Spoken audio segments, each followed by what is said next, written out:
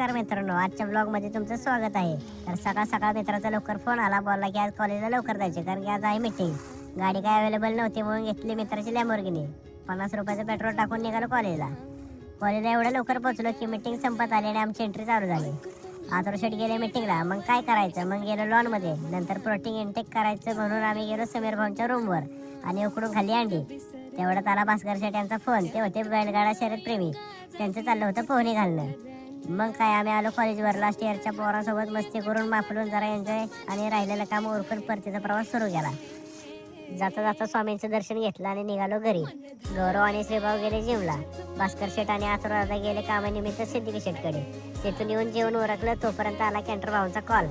त्यांच्या भावाच्या लग्नाची रील केली आणि त्यांनी आणलेले बंधू डॉगेसला. काय एडिटिंगचं काम काही संपत नव्हतं म्हणून पोरांना वाजायला लागली थंडी म्हणून पेटवले शेकोटे. आणि आजचा ब्लॉग इथंच संपूया.